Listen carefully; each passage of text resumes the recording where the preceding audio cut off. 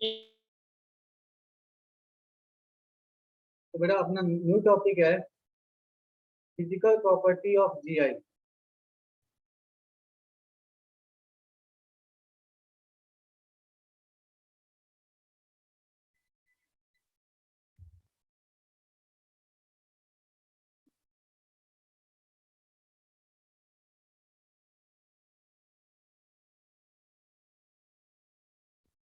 ज्यामितीय समावयवियों के भौतिक गुणधर्म।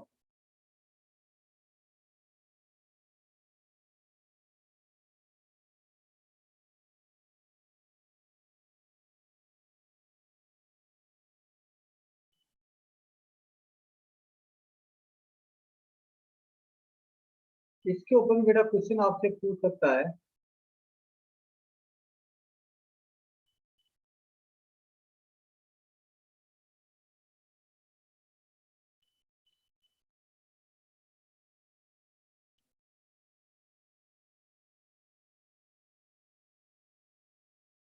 तो बेटा टोटल जो भौतिक गुणधर्म होते हैं ना, टोटल होते हैं बेटा 5। कौन कौन से होते हैं बेटा देखना। फर्स्ट है बेटा डाइपोल मोमेंट।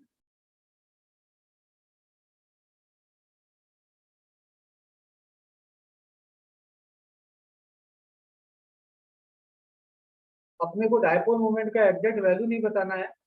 अपने को बेटा यहाँ पर कंपेयर कराएगा कि किसका डाइपोल मोमेंट ज्यादा होगा, किसका डाइपोल मोमेंट कम होगा। तो डाइपोल मोमेंट को बोलते हैं बेटा द्विध्रुव आघूर्ण।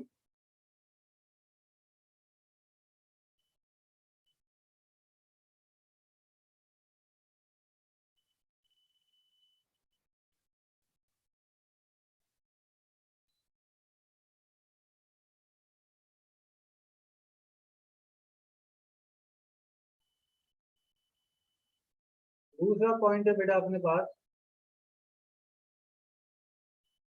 बॉइलिंग पॉइंट, क्वथनांक।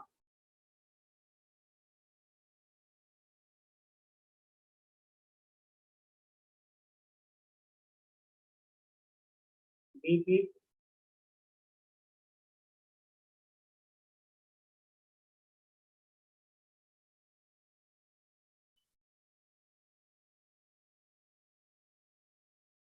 तीसरा पॉइंट है बेटा अपने पास विलेयता। जब भी बेटा विलेयता की बात करेंगे वो किसके अंदर करेंगे, वाटर के अंदर। सॉल्युबिलिटी इन H2O।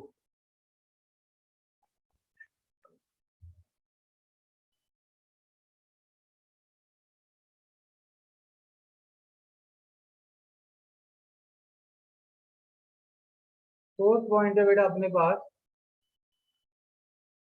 मेल्टिंग पॉइंट, तो गलनांक।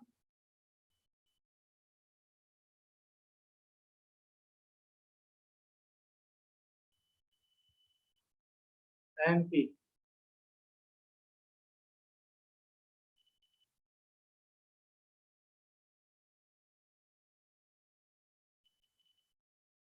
और लास्ट पॉइंट है बेटा अपना स्टेबिलिटी, स्थायी। कौन सा अधिक स्थायी होगा, कौन सा कम स्थायी होगा। ये 5 पॉइंट है बेटा अपने फिजिकल प्रॉपर्टी ऑफ जीआई का जो डिस्कस करना है। एक एक को डिस्कस करेंगे इनमें से। पहला है बेटा डाइपोल मूवमेंट, दूसरा है आपका बॉइलिंग पॉइंट, क्वथनांक, तीसरा है सॉल्युबिलिटी इन वाटर, पानी में विलेयता, और चौथा है मेल्टिंग पॉइंट जिसको क्या बोलते हैं, गलनांक। पांचवा है बेटा स्टेबिलिटी, स्थायी। पहला पॉइंट बेटा हम डिस्कस करें, फर्स्ट वाला डाइपोल मोमेंट, द्विध्रुव आघूर्ण।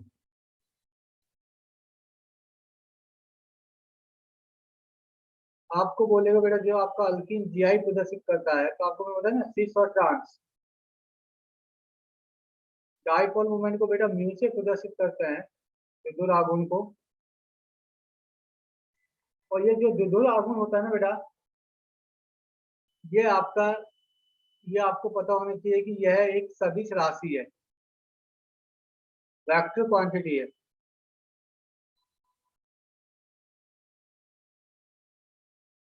सदिश राशि का मीनिंग क्या है बेटा, आप जानते हो?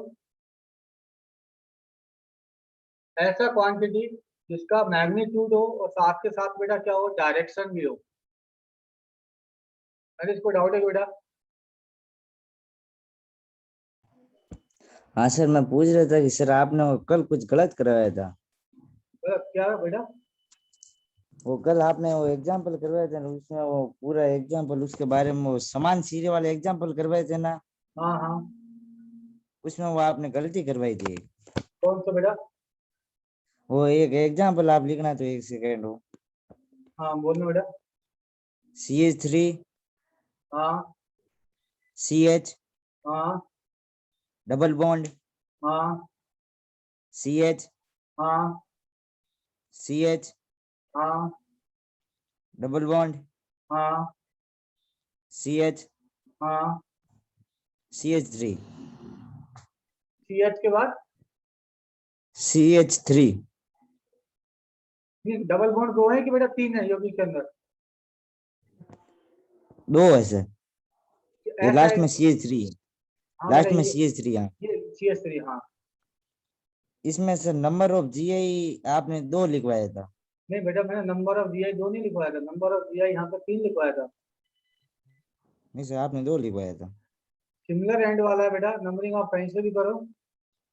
1 2 3 4 5 6 LHS से नंबरिंग करो चाहे RHS से नंबरिंग करो बेटा। मैंने यहाँ पे क्या लिखा था, समान सिरे वाला है अल्कीन है ये। हाँ सर। समान सिरे वाला अल्कीन होगा। उसके बाद बेटा मैंने आपको यहाँ पर बोला था, यहाँ पर 2 त्रिभुजनी केंद्र होगा। एन का वैल्यू बेटा 2 जी होगा। सर। सम संख्या में कल मैं होगा। नेट अटैक था, क्या बेटा? कल नेट अटैक रहा था, नहीं इस समय लगभग मैंने स्क्रीनशॉट लिया था 2 थे। 2 था क्या बेटा? और बाकी देखना बेटा अपने नोट्स में, स्क्रीनशॉट देखना। अर्जुन सर मैंने लिखा था तब तो 3 लिखवाए थे सर आपने। बेटा 3 ही हो गया यार। सर 3 ही लिखवाए थे। पता नहीं सर, स्क्रीनशॉट सर वो 3 बजे एक ही का 0 बराबर वो 3 होता है। नहीं बेटा, एन का वैल्यू यहाँ पर 2 है तो आप हाँ सर। कौन सा सूत्र लगाओगे नंबर ऑफ जीआई का? सम संख्या में होता है तो बेटा 2 पहले की वाला पावर सूत्र n 2 की पावर n-1 प्लस जी प्लस 2 की power n by n two minus 1। Minus ये 1। n का वैल्यू बेटा कितना है, जी 2, सर। तो 2 माइनस 1 2 की पावर 2/2। ये बेटा 2 की पावर 2 माइनस 1 तो 1 हो जाएगा। 2 की पावर 2 से 2 कैंसिल आउट हो जाएगा, 1 माइनस 1 बेटा 2। फिर मैंने यहाँ पर लिखा था 2 की पावर 0। किसी की पावर बेटा 0 होता है वो क्या होता है 1। 2 प्लस 1 कुल बेटा मैंने 3 लिखाया था। और ये सर लिख एक और पूछना तो इस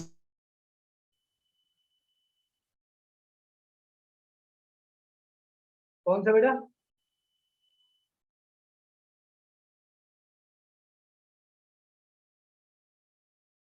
ये 3 लिखाए थे बेटा कल।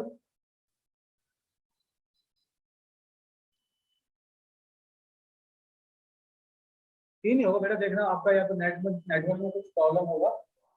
मैंने आपको 3 ही लिखाया था। जी सर। हेलो सर, हाँ बेटा। वो इस पाइरों में GI कैसे याद करते हैं?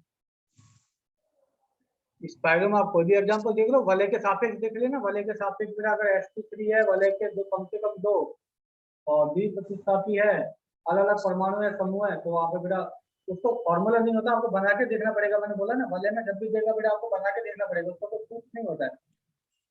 सर उसमें मतलब ये रूल बना सकते हैं कि वो दोनों तरफ समान वो स्पाइरो हो तो वो उसमें सम संख्या हो तो स्पाई मतलब वो GI 0 होगा, विषम होगा, तो ये रूल बना सकते हैं क्या?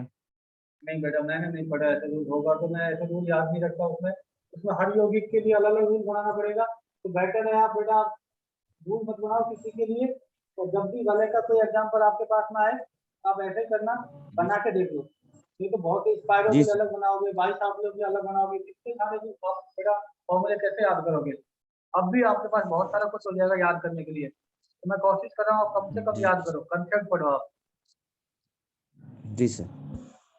तो आगे बढ़ाऊं बेटा फिर मैं ये वाला डायपोल मोमेंट। हाँ सर। म्यूट करो बेटा।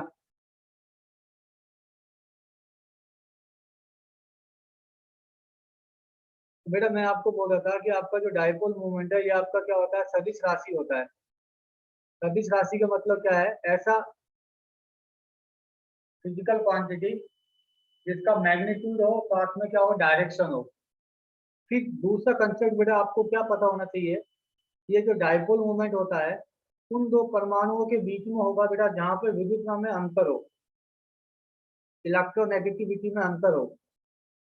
इसको बेटा प्रदर्शित करते हैं, जैसे मान लो ए और बी, मैं जनरल लिखूं बेटा ए और बी, और मैं यहाँ पे मान रहा हूँ बेटा, कंसिडर कर रहा हूँ कि लेट बी का जो विद्युत ऋणता है ना बेटा, ऐसे मैं मान रहा हूँ, आप ए का भी मान सकते हो, बी का विद्युत ऋणता ज्यादा है किससे, ए से। ऐसा मैं कंसिडर कर रहा हूँ कि बी एक ऐसा परमाणु है जिसकी विद्युत ऋणता ज्यादा है बेटा, बेटा किससे, ए से। ये मैंने मान लिया है। और डाइपोल मोमेंट जो होता है बेटा वो क्या होता है, आपका जो डायरेक्शन देंगे ना, कम विद्युत ऋणी से अधिक विद्युत ऋणी की तरफ देते हैं बेटा, ऐसे। जिसका विद्युत ज्यादा होता है उसकी तरफ हेड, और जिसका विद्युत कम होता है उसकी तरफ टेल को कट कर देते हैं। और डाइपोल मूवमेंट को बेटा म्यू से प्रदर्शित करते हैं। ये क्या होता है बेटा, चार्ज आवेश इंटू दूरी। आवेश इंटू दूरी का क्या होता है बेटा, मल्टीप्लिकेशन होता है। और ये इसका यूनिट होता है जिसको कैपिटल डी से प्रदर्शित करते हैं, या कंप्लीट लिखो तो ऐसे लिखो डिबेई।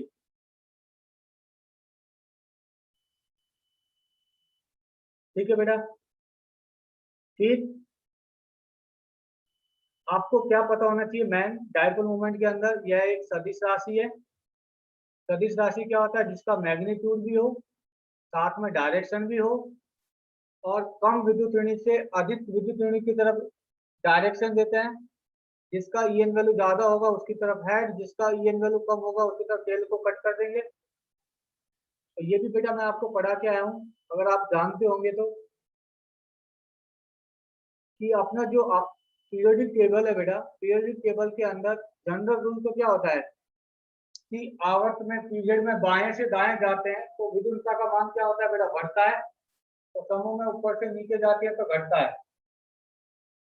सबसे ज्यादा ईएन वैल्यू किसका होता है, क्लोरीन का, फिर बेटा ऑक्सीजन का होता है, फिर नाइट्रोजन का, फिर कार्बन का, अगर आवर्त में देखोगे तो। लेकिन बेटा अगर मान लो आपके पास कार्बन हो, एक sp संकरित कार्बन परमाणु हो, एक बेटा sp2 संकरित कार्बन परमाणु हो, और एक बेटा sp3 संकरित कार्बन परमाणु हो। तो इस केस में बेटा आपको याद होगा तो मैंने बोला है sp के अंदर परसेंटेज ऑफ s देखेंगे बेटा,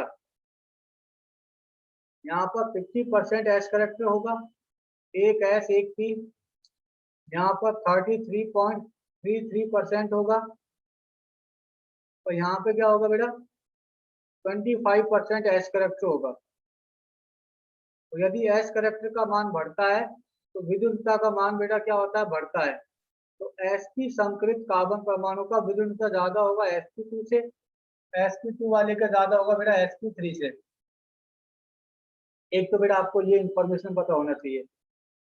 अब आपके पास जो क्वेश्चन कैसे आएगा, आपको बेटा ऐसा क्वेश्चन देगा कि मैं आपको ऐसे दो एग्जांपल लिख रहा हूँ, फिर आपसे पूछेगा इन दोनों में से किसका डायपोल मोमेंट ज्यादा है। पहला एग्जांपल बेटा मेरा ये है CH3,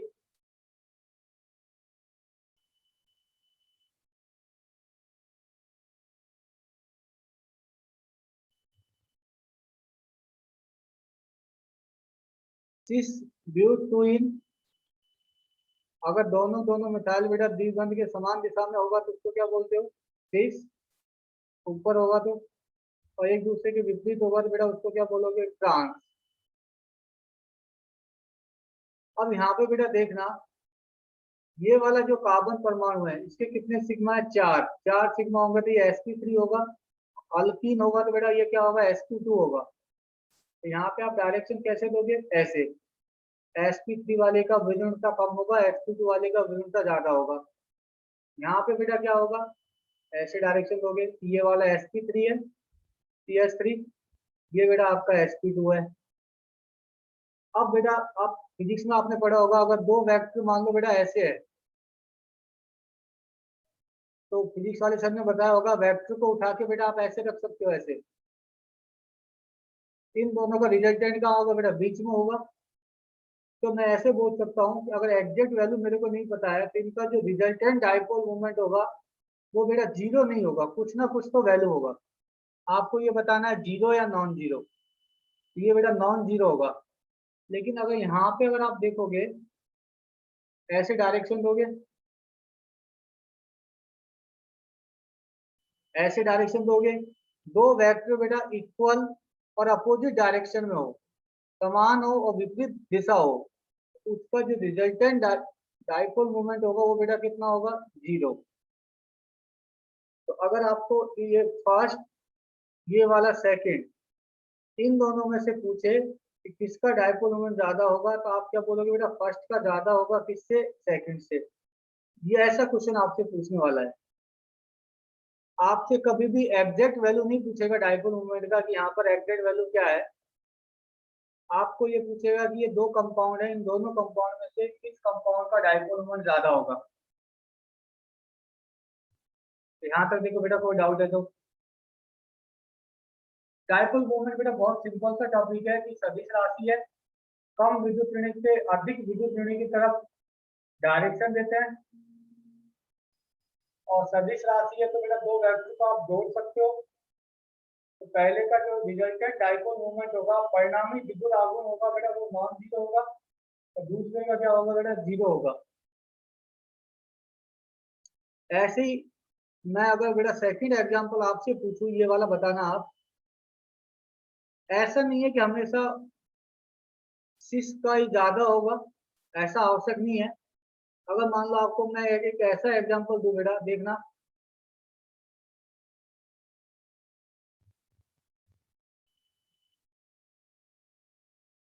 मान लो मैंने आपको Cl लगा दिया है, इसको मैं फर्स्ट कंसीडर कर रहा हूँ।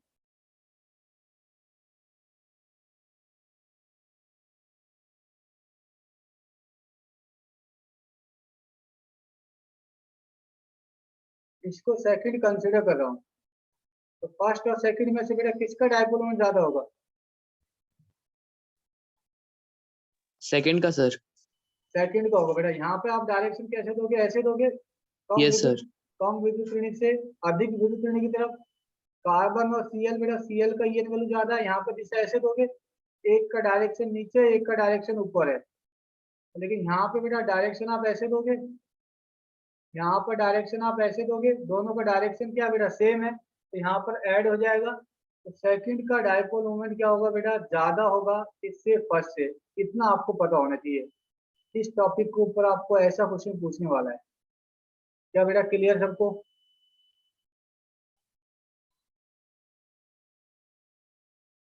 उसके बाद बेटा सेकंड जो टॉपिक है अपना, बॉइलिंग पॉइंट, क्वथनांक।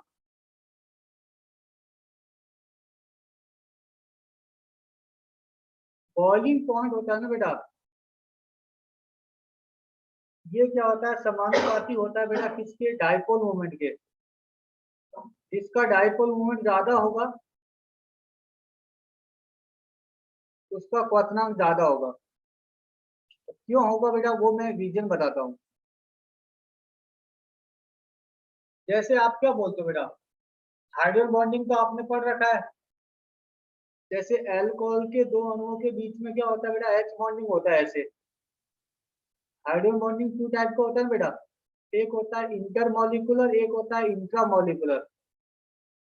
दो अणुओं के मध्य होता है बेटा, उसको बोलते हैं इंटरमॉलिक्यूलर। एक अणु के मध्य होता है उसको बोलते हैं बेटा इंट्रा।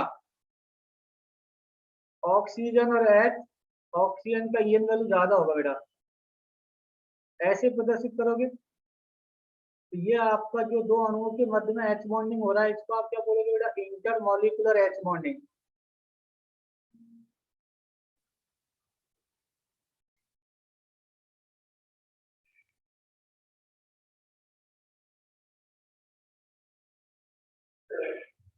उसके बाद बेटा देखना, ये आपका ऑक्सीजन और H। डाइपोल मूवमेंट क्या है बेटा? चार्ज इंटू डिस्टेंस का मल्टीप्लिकेशन है, आवेश इंटू दूरी का मल्टीप्लिकेशन है। अगर बेटा डाइपोल मूवमेंट ज्यादा होगा, इसका मतलब क्या होगा? ये आपका क्यू, आवेश ज्यादा होगा, डेल्टा नेगेटिव और डेल्टा पॉजिटिव। आवेश ज्यादा होगा तो बेटा आकर्षण बल ज्यादा होगा, आकर्षण बल ज्यादा होगा तो बंद आपका क्या होगा बेटा? प्रबल होगा। और जितना ही प्रबल बंद होगा उतना ही बेटा आपको ज्यादा ऊर्जा देना पड़ेगा उसको ब्रेक करने के लिए। तो आप ऐसा याद रख सकते हो कि जिसका डाइपोल मूवमेंट ज्यादा होगा तो उसका बॉइलिंग पॉइंट भी क्या होगा बेटा? ज्यादा होगा। बस एक लाइन याद रखो। उसके बाद बेटा तीसरा जो पॉइंट है आपका, सॉल्युबिलिटी इन वाटर, पानी के अंदर विलेयता। सॉल्युबिलिटी की बेटा जब भी बात करेंगे वो किसमें करेंगे? H2O में। अब ये आप जानते हो बेटा, कोई भी चीज वाटर के अंदर कब सॉल्युबल होता है? जब वो वाटर के साथ इंटरमॉलिक्यूलर H बॉन्डिंग बना ले। तो ये सॉल्युबिलिटी होता है ना बेटा, ये भी समानुपाती होता है इसके डाइपोल मूवमेंट के।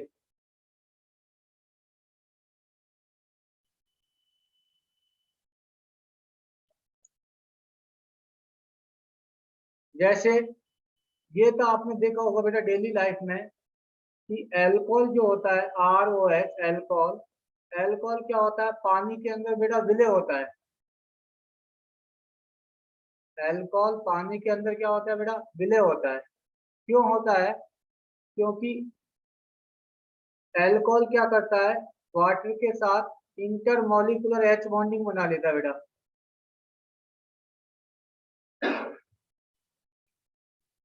पॉजिटिव और नेगेटिव आवेश के बीच में क्या हो जाएगा? आकर्षण बल। इसी को आप क्या बोलते हो? Intermolecular H bonding. अब बेटा डाइपोल मूवमेंट ज्यादा होगा तो आवेश ज्यादा होगा। इसका मीनिंग जो डेल्टा नेगेटिव और डेल्टा पॉजिटिव है ना बेटा, ये आवेश ज्यादा है। आवेश ज्यादा होगा तो आकर्षण बल ज्यादा होगा। आकर्षण बल ज्यादा होगा तो जल के अंदर विलेयता क्या होगा बेटा? ज्यादा होगा। इसलिए मैंने लिखा है कि जितना ज्यादा डाइपोल मूवमेंट होगा उतने बेटा उसकी विलेयता भी क्या होगा? ज्यादा होगा। और सेकंड लास्ट जो पॉइंट है बेटा, मेल्टिंग पॉइंट, गलनांक। मेल्टिंग पॉइंट जो होता है बेटा, आपने पढ़ा होगा, गलनांक होता है वो निर्भर करता है बेटा किसके ऊपर? सिमेट्री के ऊपर।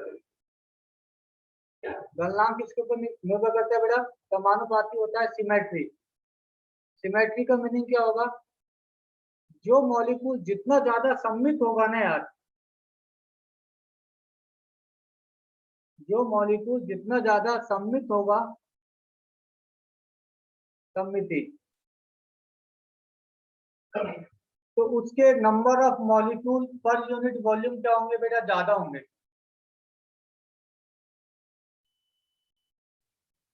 तो एक अगर मान लो बेटा सिस अल्कीन है, दूसरा मान लो बेटा ट्रांस अल्कीन है, तो जो ट्रांस अल्कीन होता है ना, वो आपका बेटा अधिक सम्मिलित होता है सिस अल्कीन की तुलना में। इसका मैं आपको रीजन भी बताऊंगा बेटा क्यों। Trans alkyne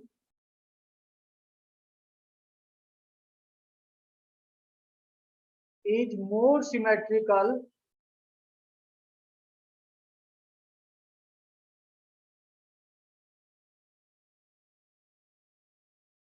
than cis alkene।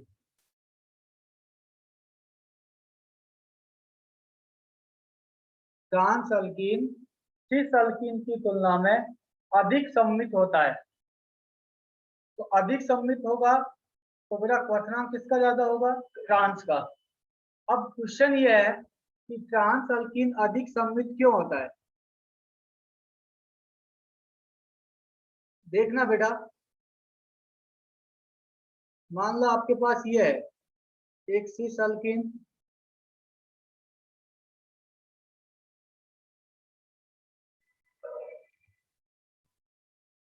ये तो बेटा आपका सिस अल्कीन है।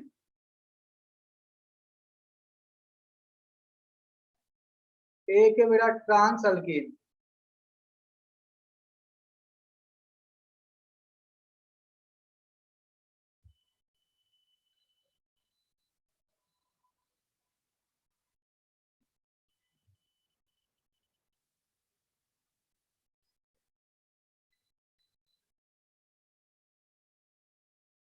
ये आपका बेटा ट्रांस अल्कीन है। तो बेटा वैसे मैं आपको आगे जाके प्रकाशिक समावयवता में पढ़ाने वाला हूँ। जिन स्टूडेंट ने पढ़ लिया बेटा उनके लिए और इजी होगा, और जिन्होंने नहीं पढ़ रखा उनके लिए मैं बोलता हूँ बेटा, दो होता है बेटा, एक तो होता है पीओएस, एक होता है सीओएस। पीओएस को बोलते हैं बेटा प्लेन ऑफ सिमेट्री, सममिति का तल।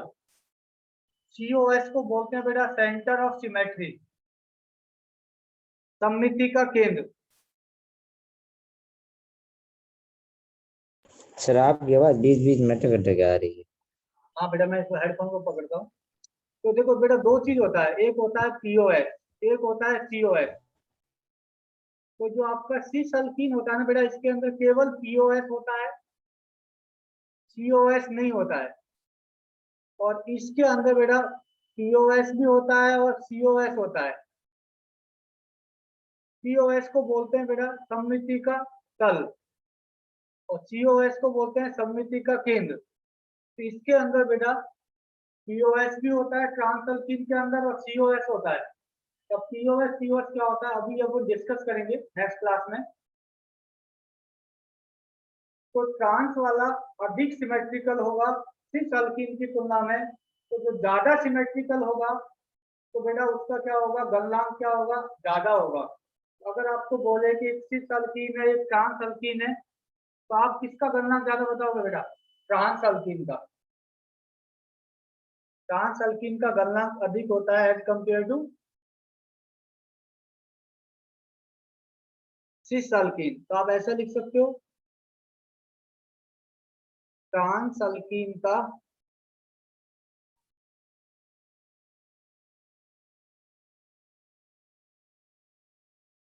गलनांक मेल्टिंग पॉइंट सिस अल्कीन की तुलना में, सिस अल्कीन की तुलना में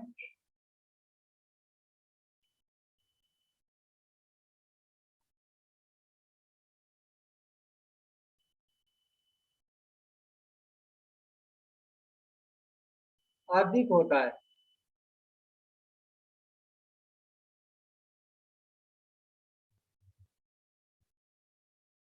अब बेटा देखना लास्ट पॉइंट अपना बचा है यहाँ पर स्टेबिलिटी, फिफ्थ वाला।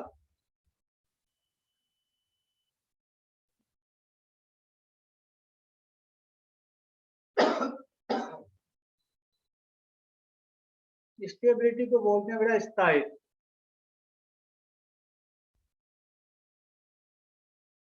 अगर आपको बोले कि एक सिस अल्कीन है एक ट्रांस अल्कीन है, इन दोनों अल्कीन में से अधिक स्थायी कौन सा है,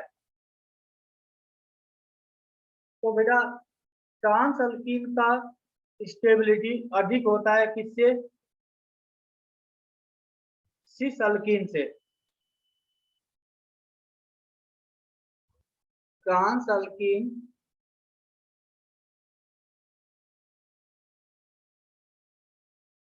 ट्रांस अल्कीन का स्थायित्व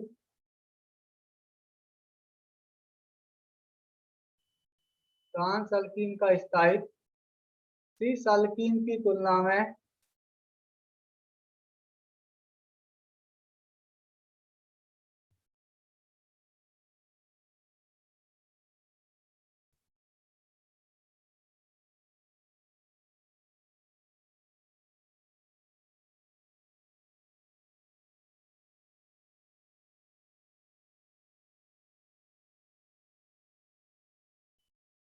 अधिक होता है।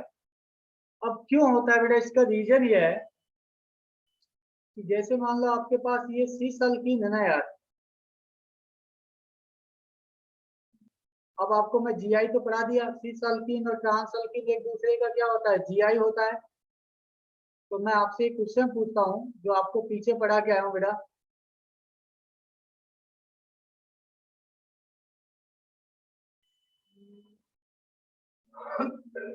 क्वेश्चन मेरा ये है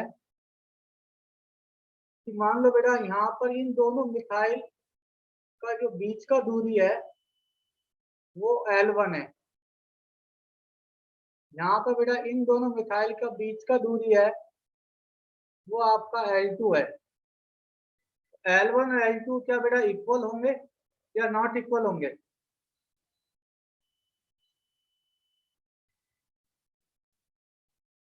सर नॉट इक्वल होंगे।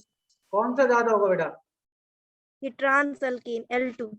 L2 ज्यादा होगा किससे, L1? ऐसा दिख रहा है बेटा? यस आपको मैंने एक नोट डाल के भी लिखा है कि जीआई के युग में समान परमाणु या समूह के मध्य दूरी बदलनी चाहिए। यहाँ तक बात समझ में आता है बेटा? केमिकल बॉन्डिंग में आपको सर ने एक पढ़ाया होगा वांडरवाल विकृति। वांडरवाल विकृति पढ़ा है बेटा?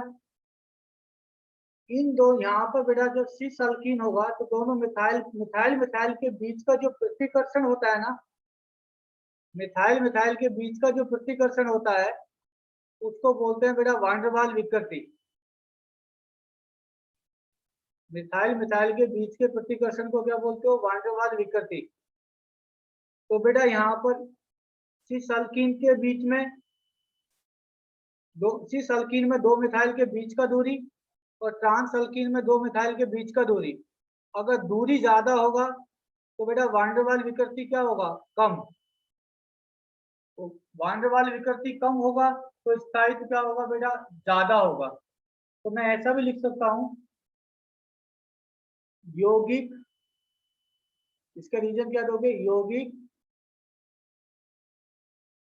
जिनमें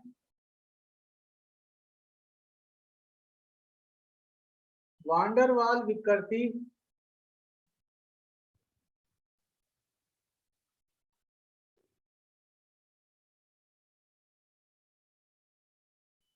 यौगिक जिनमें वांडरवाल विकृति अधिक होती है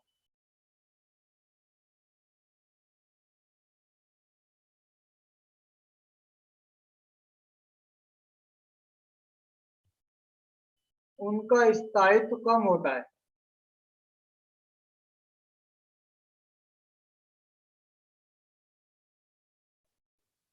उनका स्थायित्व कम होता है। ये तो आपने फिजिक्स में पढ़ा है ना बेटा।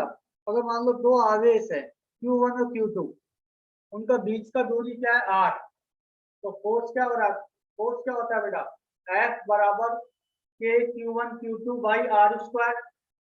अगर आपका R ज्यादा होगा तो बेटा आपका जो फोर्स होगा वो क्या होगा, कम होगा।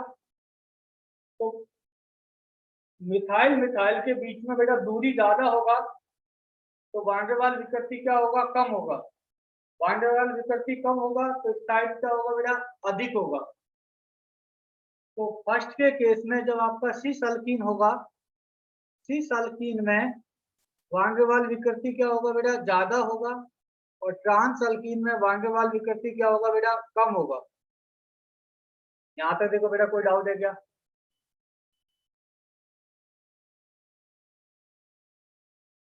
तो अगर इन पांचों को बेटा मैं समरी करूं, इन पांचों का, तो आप बेटा कैसे याद रखोगे, dipole moment, dipole moment, boiling point और सॉल्युबिलिटी इन वाटर, ये तीनों तो बेटा एक साथ है। जिसका डाइपोल मोमेंट ज्यादा होगा उसी का क्वथनांक ज्यादा होगा, उसी का विलेयता ज्यादा होगा। और गलनांक और स्थायित्व, ट्रांस अल्कीन का गलनांक ज्यादा होता है और ट्रांस अल्कीन का स्थायित्व क्या होता है बेटा, ज्यादा होता है। तो ऐसे याद रखना बेटा। ऑब्जेक्टिव क्वेश्चन करने के लिए इन जनरल जिसका डाइपोल मोमेंट ज्यादा होगा उसी का क्वथनांक ज्यादा होगा, उसी का विलेयता ज्यादा होगा। और एक सिस अल्कीन है, एक ट्रांस अल्कीन है, तो ट्रांस अल्कीन का गलनांक ज्यादा होगा और ट्रांस अल्कीन का बेटा स्थायित्व भी क्या होगा, ज्यादा होगा।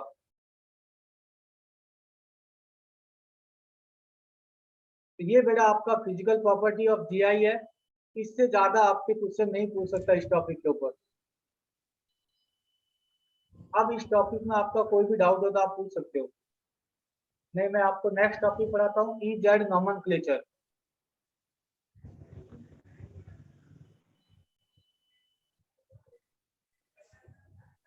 हाँ बेटा। Hello sir.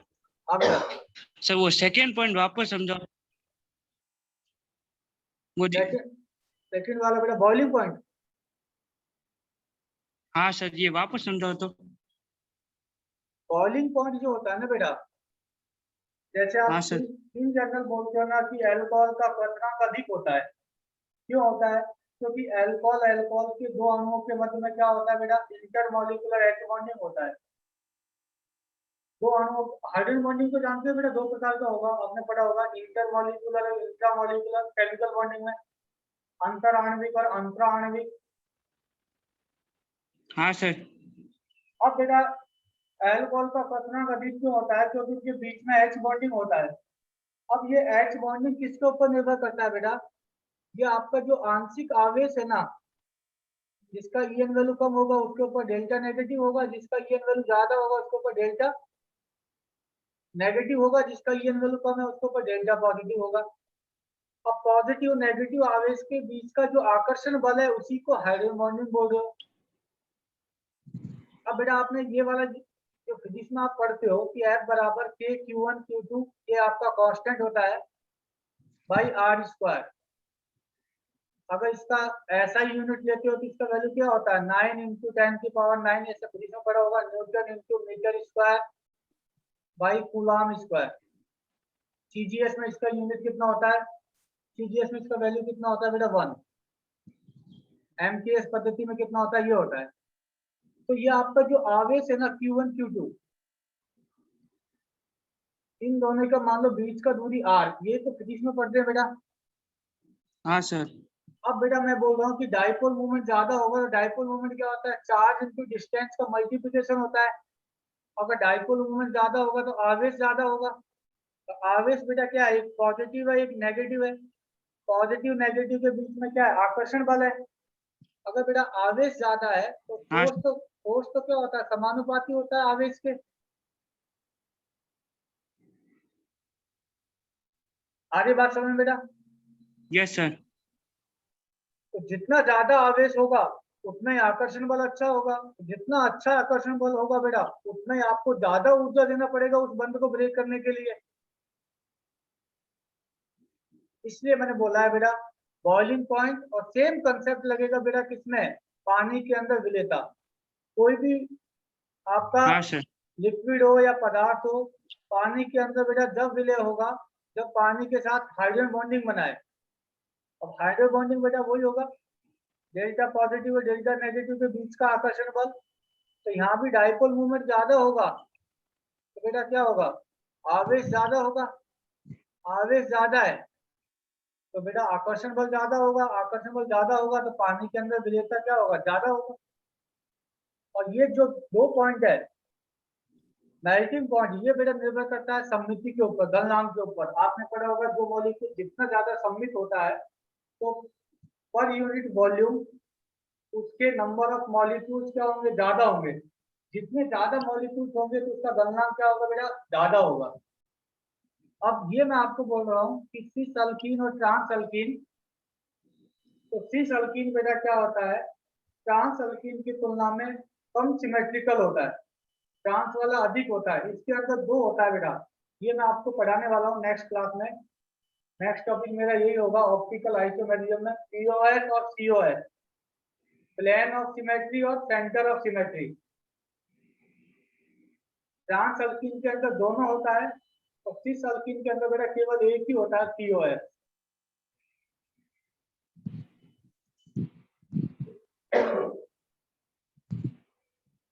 Yes sir. हाँ बेटा। सर डाइपोल मोमेंट, हाँ बोलो बेटा। डाइपोल मोमेंट समझाना एक मिनट। डाइपोल मोमेंट की बेटा, डाइपोल मोमेंट में आप एक लाइन याद रखना कैसे, जहां भी आपके पास डाइपोल मोमेंट आ जाए ना बेटा, आप एक चीज याद रखना कि यह एक सदिश राशि है, वेक्टर क्वांटिटी है। वेक्टर क्वांटिटी जानते हो, सर ये क्रॉस वाला समझ नहीं आया। कौन सा बेटा? ये क्रॉस किया है ना, क्रॉस मतलब कहाँ तीर का पे? निशान। अच्छा, तीर का निशान। मैं बताता हूँ बेटा। पहली बात तो आपको ये पता होना चाहिए डाइपोल मूवमेंट में ये एक सदिश राशि है। दूसरी बात बेटा आपको ये पता होना चाहिए कि डाइपोल मूवमेंट उन दो परमाणुओं के बीच में होगा जहां पर विद्युतता में अंतर हो। तो जहां पर बेटा विद्युतता में अंतर नहीं होगा ना, वहां पर कोई डाइपोल मूवमेंट नहीं होगा। जैसे अल्केन तो जानते हो आप, CH3 अल्केन में बेटा ये वाला कार्बन क्या है? sp3 है। ये वाला कार्बन क्या है? sp3। दोनों का संकरण समान है तो सर दोनों आपकी का। आवाज नहीं आ रही है। यार नेटवर्क में कुछ दिक्कत है क्या? एक मिनट बेटा देखता हूँ।